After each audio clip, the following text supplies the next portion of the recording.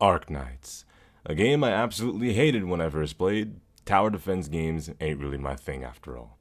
Hey, what's up guys? My name is Ragashu, and for the time being on this channel, I'm going to be talking about a variety of gachas and topics surrounding them. If you like what you hear and like what you see, don't be afraid to subscribe and quite literally be a part of the ever-expanding Shoe Gang. Anyways, let's get right into it. Arknights was a game I really tried to get into a few years ago. I think I first played it back when I was in high school. It was a tower defense game, and I won't lie, I ended up absolutely hating it. But, that's not to say that I didn't like the characters or concepts.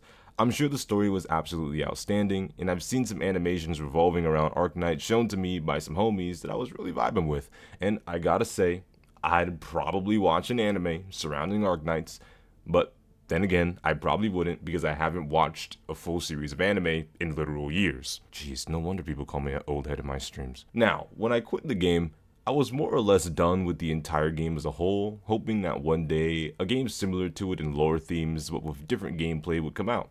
I enjoyed the world they existed in, a dark, gritty world with technology at the forefront of ruins. It's why I was so attached to Punishing Grey Raven when I first played it, and subsequently enjoyed playing Withering Waves. Still waiting on Alpha, by the way. God, still waiting on Alpha. So when I left Arknights behind, I thought nothing of it. It was just another gacha game I ended up not really giving a shit about. But a few years later, I ended up seeing something that caught my eye, an announcement of a new Arknights game being made.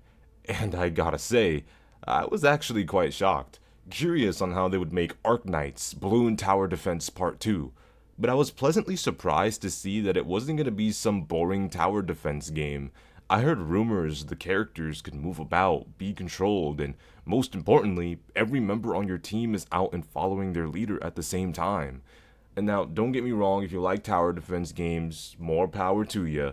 I just will always hate them. But anyways, aside from that, this actually made me incredibly excited, as I came from games like X-Men, Rise of Apocalypse, Marvel's Ultimate Alliance 1 and 2, as well as other games that involved having your team follow you around and fight alongside you at all times. It's why I ended up loving Ether Gazer so much, and I'm going to be completely honest, if Genshin Impact or Withering Waves allowed us to have all of our characters out simultaneously, all whilst keeping the open world exactly as it is, I would be playing those games non-stop.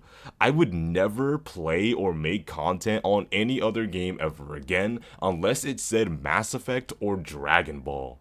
God, I feel so envious and upset at a mechanic that don't even exist. My ass sitting here knowing damn well, in another timeline, people are sitting down, enjoying peak versions of Withering Waves and Genshin Impact, and that shit just drives me insane. But the other things that I end up enjoying about the game was the designs of the characters, the way that they looked, and the plotline of the story that I've been able to gather thus far, from various trailers and teasers on their very dead at the time of this recording YouTube channel. Settling in places that fit their criteria, a motive similar to the lost all of its potential and aura Mass Effect Andromeda.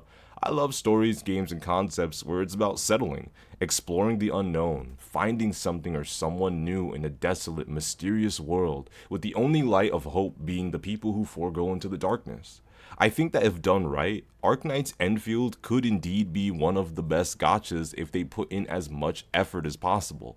Now, I'm not saying it will be the best gacha. No. I don't think any new gacha can be the best gacha that comes out new.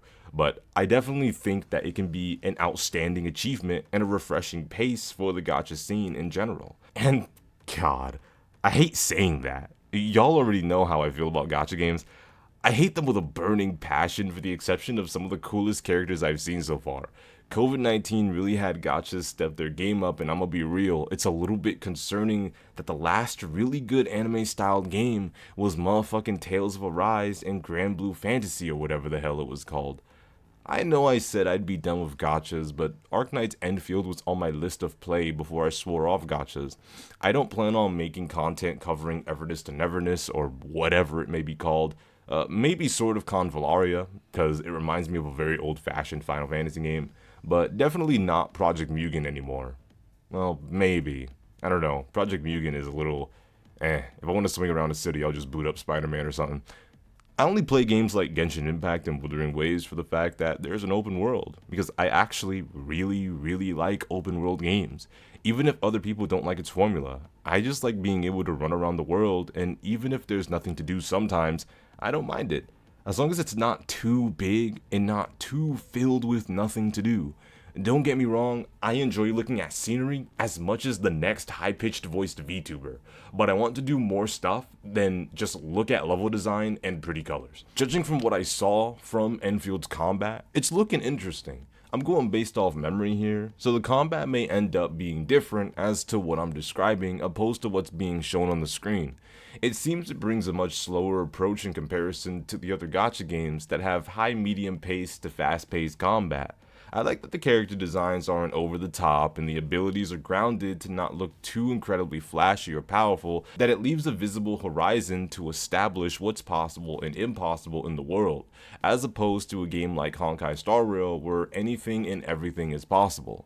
Now, I'm not saying that this is a bad thing to have unlimited, extremely flashy OP possibilities, but what I am saying is it's a breath of fresh air. I ain't expecting any of the Enfield characters to all of a sudden whip out a black hole capable of destroying an entire planet, or using a domain expansion, or trying to set up a hollow purple. But then again, I don't know much about regular Arknights, so you guys can let me know if it will eventually get to this point. You know what? As a matter of fact, I'm calling all original Arknights players to go ahead and tell me about its world, story, and powers. I want you to give me the full rundown. I like reading, so no need for TLDR. You feel me? Go ahead and type an essay in my comment section, or recommend this video to any Arknights expert who will leave some helpful insight to me before I embark on this new journey mid-next year. God, mid-next year. I'm gonna be 25 at that point. Ugh. Anyway, the only thing I do know is Enfield will be a completely different story than normal Arknights, with even different characters introduced. Also, before I end this, I just wanted to let y'all know, my bad for not uploading as often recently. Still been kinda down in the dumps, but I am also trying a new style of upload, so let me know how y'all feel about the very minuscule differences I'm putting in my videos. But other than that, let us know if you're waiting for Arknights Enfield too. But I want y'all to take care, and peace.